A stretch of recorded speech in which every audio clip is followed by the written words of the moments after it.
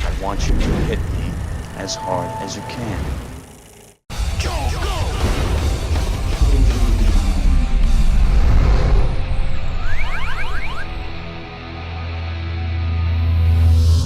Yes, Christmas time is approaching once again. Snow is falling from the skies, the streets are adorned in lights of red and green. Who fucking cares? There's a new Star Wars movie coming out! That's right, this Friday finally marks the arrival of J.J. Abrams' revival of perhaps the greatest film franchise of all time, Star Wars: The Force Awakens. And now that Disney's bought this franchise out from the hands of George Lucas, we no longer have to put up with boring trade federations, or lifeless CGI, or fucking Jar Jar. Now we're back to dealing with practical effects, a diverse cast of new characters, and the return of the original Star Wars cast. But no matter how this new flick lives up to the hype, literally anything has to be a step up from not just the prequels, but the other Star Wars spin-offs and offshoots that we've gotten under George Lucas's supervision. Now I could be doing the holiday special in time for the holidays, but that one's been picked apart to death. So let's instead pick up our blasters and join the Ewoks in the battle for Endor. Yes, you remember the Ewoks, those cute and cuddly fighters of the Galactic Empire from Return of the Jedi that were once considered the worst thing to come from this franchise, until a certain Gungan set that bar oh so very low. But unlike Jar Jar, the Ewoks actually had quite a shelf life after the end of the trilogy, with ABC airing not just an animated series, but 2 made-for-TV movies co-written by George Lucas himself. And since Caravan of Courage sounds like a boring as shit title, I'm gonna take a look at the battle for Endor. But we all know how bad this series can get when we've got Lucas chipping in on the screenplay. So, say it all together, folks.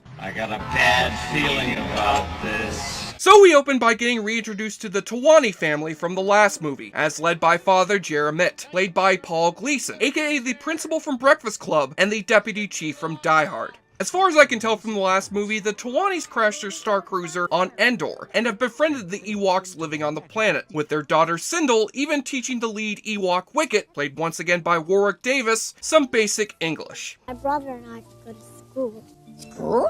We could go to school. Yes, you could come with us. Well, that's nice, but dear God, why does Wicket have Brian Pepper's eyes? Run away, kid! That Ewok's got a rapist faces! But their peace is disturbed by the arrival of the evil marauder Terok, played by Lurch from the Addams Family movie, and his sorceress assistant Chiral, who not only kidnap Sindel and the Ewoks, but wipe out the rest of the Tawani family.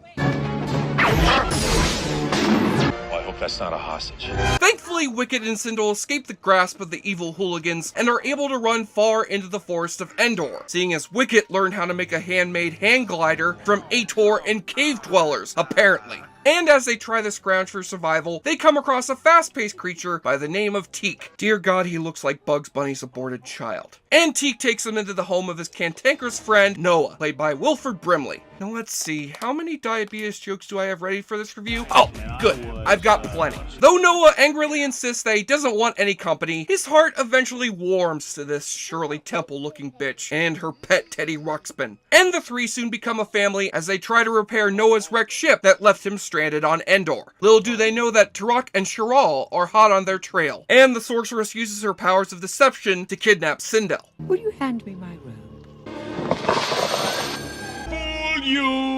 How fitting that I just referenced Spaceballs there, because this is by far one of the goofiest films to exist in the Star Wars universe. Basically, it's just another George Lucas movie where hapless heroes have to fight off evil sorcerers in the vein of Labyrinth or Willow, but far less entertaining than either of those movies thanks to Lucas's love of stupid humor aimed toward kids that gets real annoying real fast, combined with a lead child actress whose performance makes you appreciate the subtleties of Jake Lloyd. Do you think Salak is dead? My family is too. Makes me feel sad. Fuck me, I hope this girl didn't get fucked up by Star Wars like Jake Lloyd did.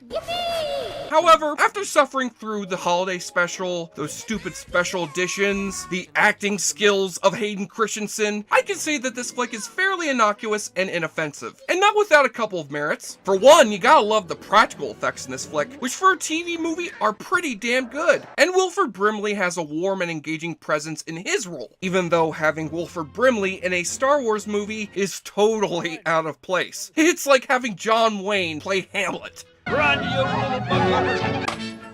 Fuck.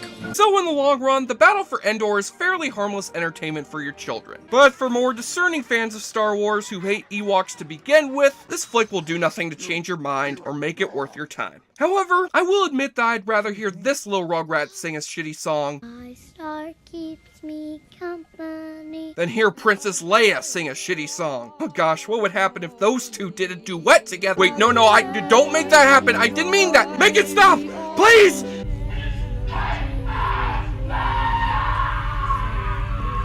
You will never find a more wretched hive of scum and villainy than those who would be so bold as to play the awfully good drinking game. Take a shot or drink every time Turok talks about receiving the power.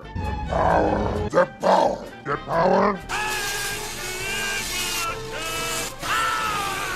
No, Palpatine, not unlimited power, just plain power. There is a difference. They transition to another scene using the patented Lucas Wipe. Lucas Wipe is a copyright of both Lucasfilm Limited and Walt Disney Pictures. Chiral uses her magic to turn into a raven. Ah yes, this reminds me of my favorite Edgar Allan Poe poem. Is there balm in Gilead? Tell me, I implore. Quoth the raven. It's a trap. And take a double shot when Wilford Brimley decides to whoop some alien ass, as well as when he decides to break out this badass grapple gun. Yeah, few people know this, but as it turns out, Wilford Brimley is actually Batman. What the hell are you?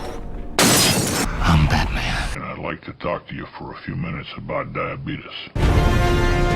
And on the Nudie Watch, seeing as this is a kid-friendly TV movie with a little girl as its central actress, I'm not gonna even dignify that with an answer. But I will present you with some sweet Return of the Jedi nip slips.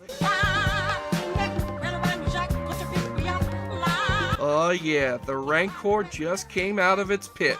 And the Rancor is my penis. Yeah! On the enjoyableness continuum scale from Boulder Bruce, Ewoks, The Battle for Endor will make you want to toss an Ewok Jordan Belfort style, and awakens a 4 out of 10. This is a movie that truly defines the phrase, do not want. I'm Jesse Schaefer, JoBlo.com, and don't you worry, next week we'll have a very awfully good Christmas special just in time for the holidays. But until then, it's time to get excited for the next chapter in the Star Wars saga. When I don't eat apple pie and I don't eat ice cream, I do feel better. Diabetes.